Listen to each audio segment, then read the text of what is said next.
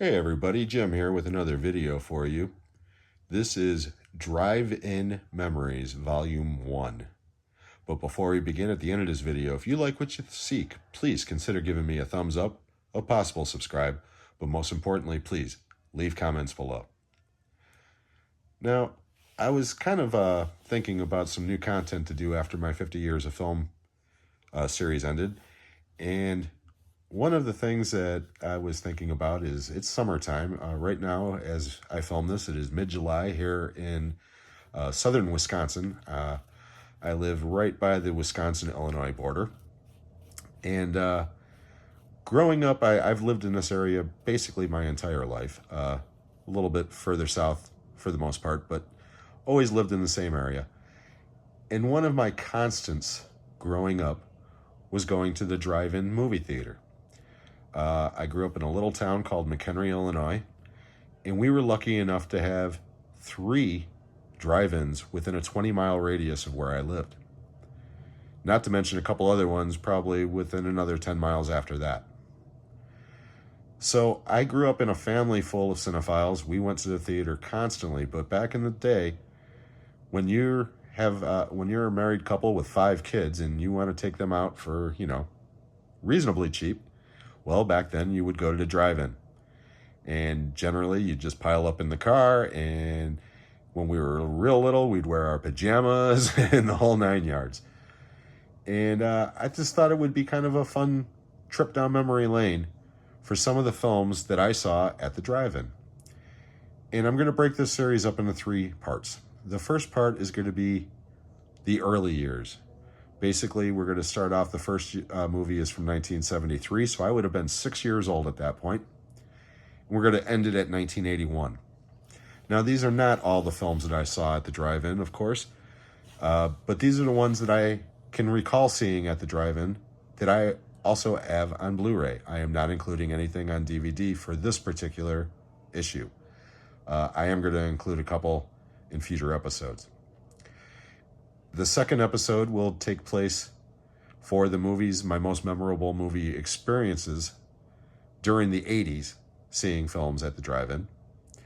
And the third and final installment will center on one particular summer, the summer of 1986. The reason why I'm going to do a special video on that summer is I actually worked at a drive-in theater that summer. There were some great movies, but there were some even better stories to tell.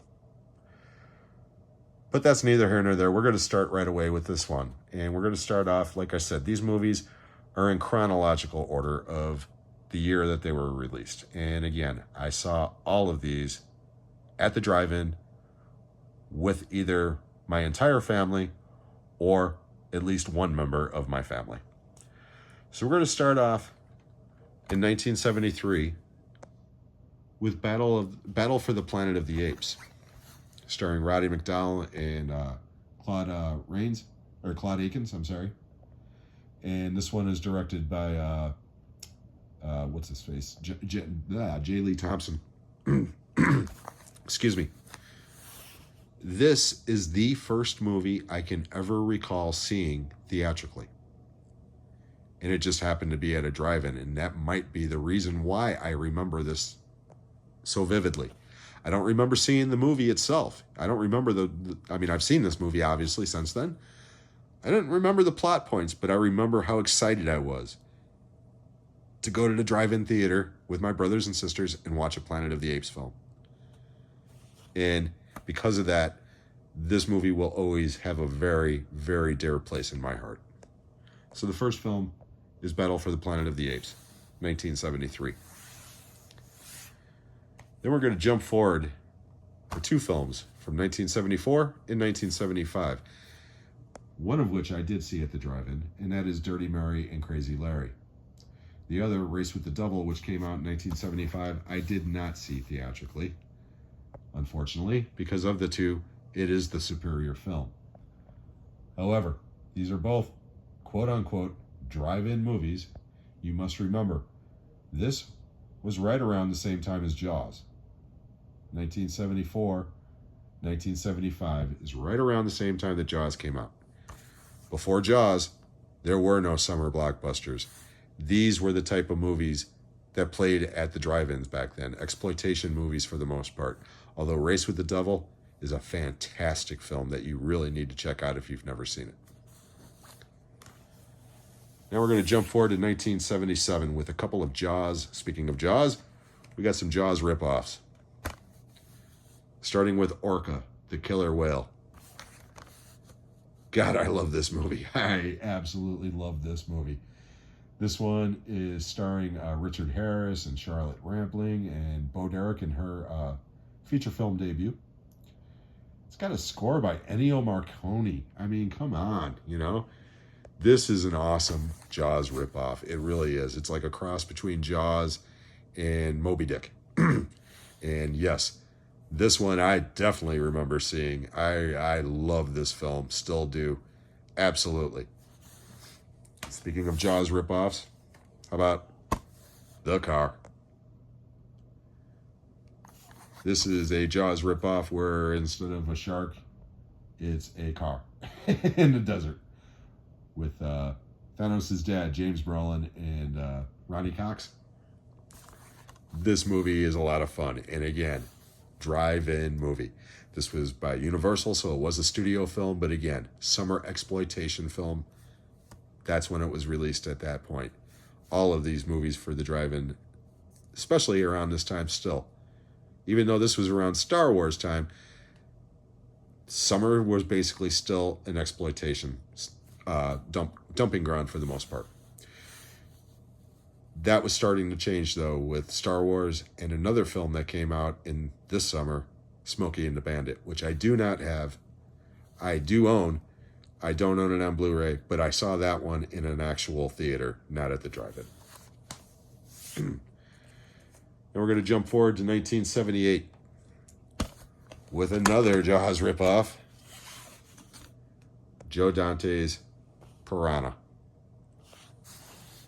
Again, exploitation at its best. This was a Roger Corman New World Films production at the time, and it's now become a cult classic. I love Piranha. It's awesome.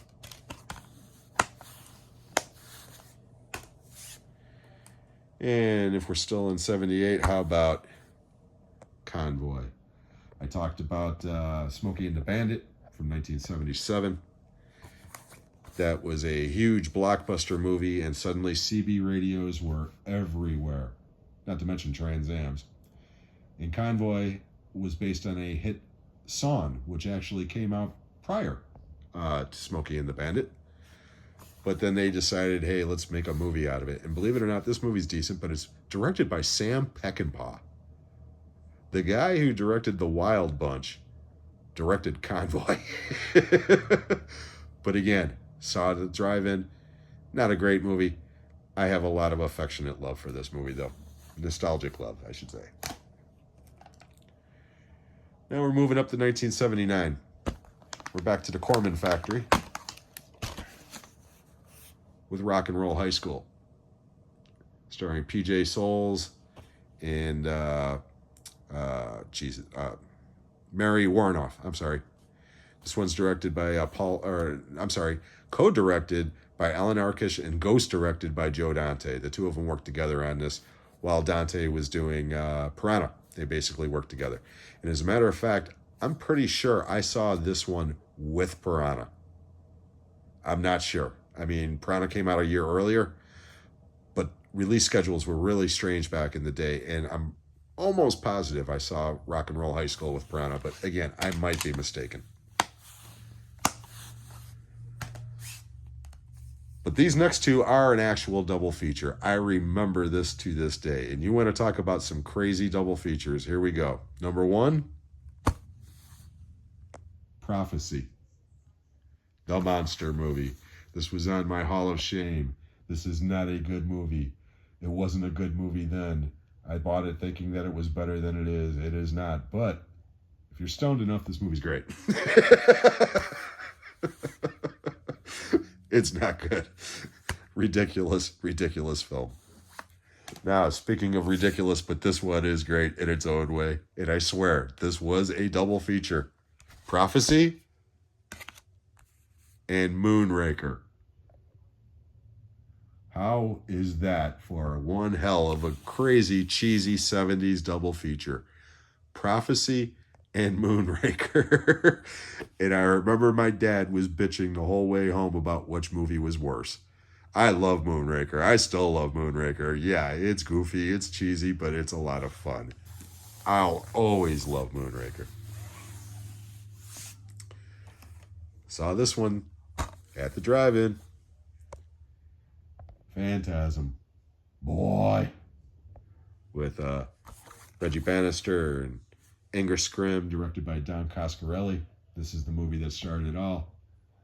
And this was the epitome of a 1979 drive-in movie, because that's basically where this movie got its reputation from. It played very limited release at first at the drive-in circuit, gained word of mouth, and eventually got a wide release and became the cult classic that it is.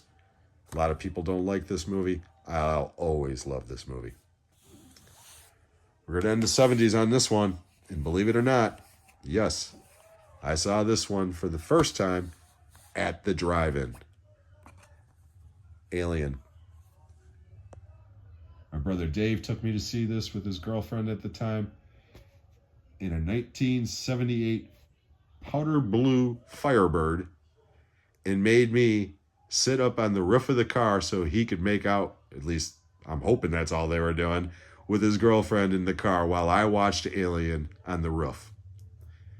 I remember for half the movie not knowing what the hell I was looking at because the movie's so dark. And anybody who's ever seen a movie at the drive-in, if it's a dark movie, good luck. So yes, I was lost in a good portion of the film, but that actually made it scarier. Hearing the sound coming through those little speakers all around, you know, because again, I was outside the car, hearing the echoes from the other speakers and such, and just catching glimpses of things. It truly made Alien a terrifying experience. And yes, I've seen this movie 1,000 times since. I know it like the back of my hand. I'll never forget that first time at the drive-in. Now we're going to launch into the 80s. And we're only going to do 1980 and 1981. Because again, like I said, I'm going to break these up into a couple of videos. So we're going to start off in 1980. And again, in no particular order. We're going to start off with Prom Night. Jamie Lee Curtis.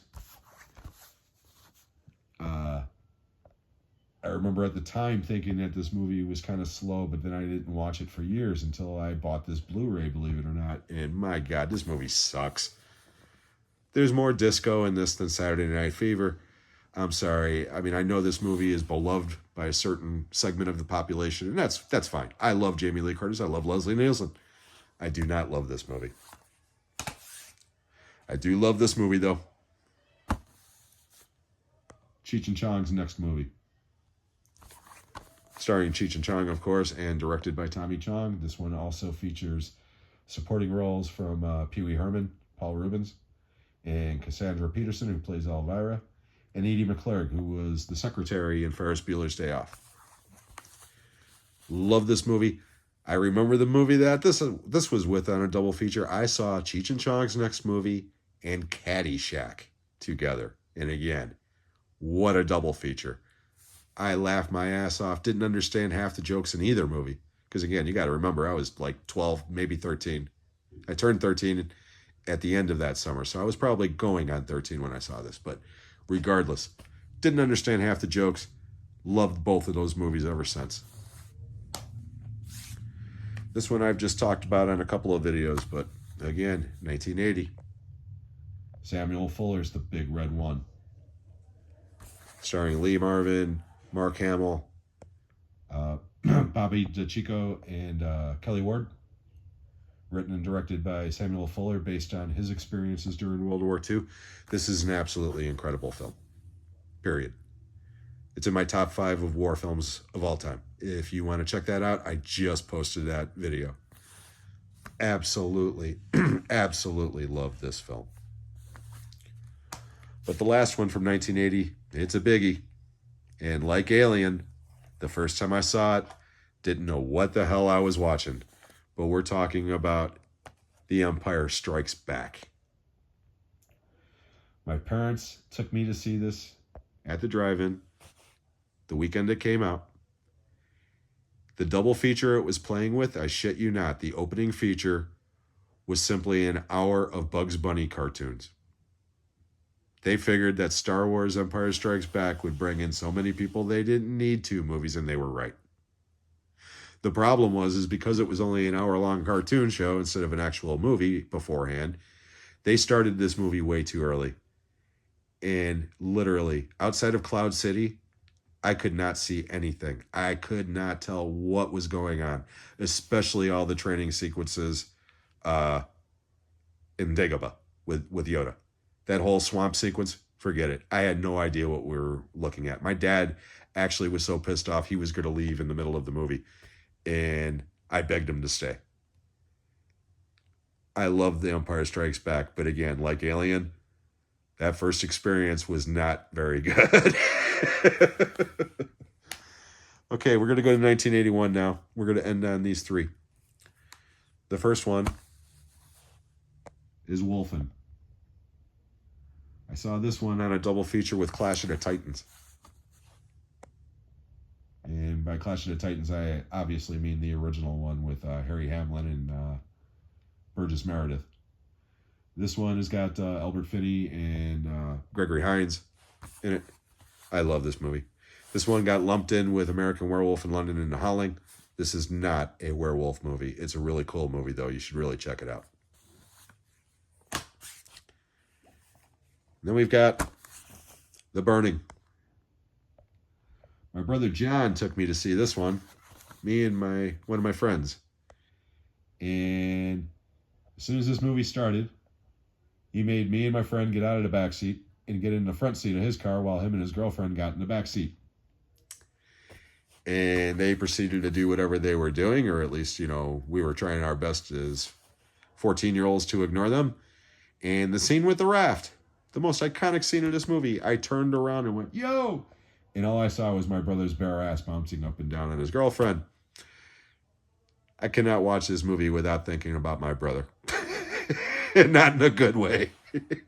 But The Burning's a great movie. It really is. We're going to end it on this one. Escape from New York. Starring Kurt Russell and Lee Van Cleef and Ernest Borgnine, Harry Dean Stanton, Adrian Barbeau, Isaac Hayes. Everybody and their brothers in this movie. Written and directed by John Carpenter. This is the one. This is the one that started my John Carpenter obsession. This is the one that started my Kurt Russell obsession. Prior to this, I knew Kurt Russell only from the Disney movies that he used to do. And John Carpenter, I only knew by name. I knew he was the guy that did Halloween and The Fog. And I was too young to see either of those movies at that point.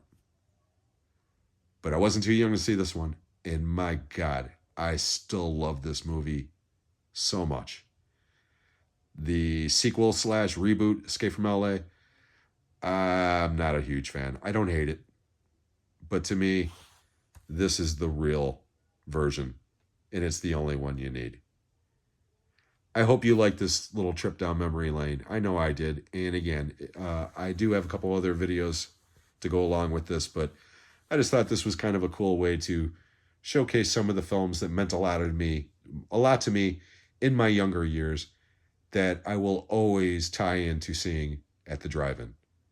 So until the next time, I hope everyone's doing well. We'll see you then.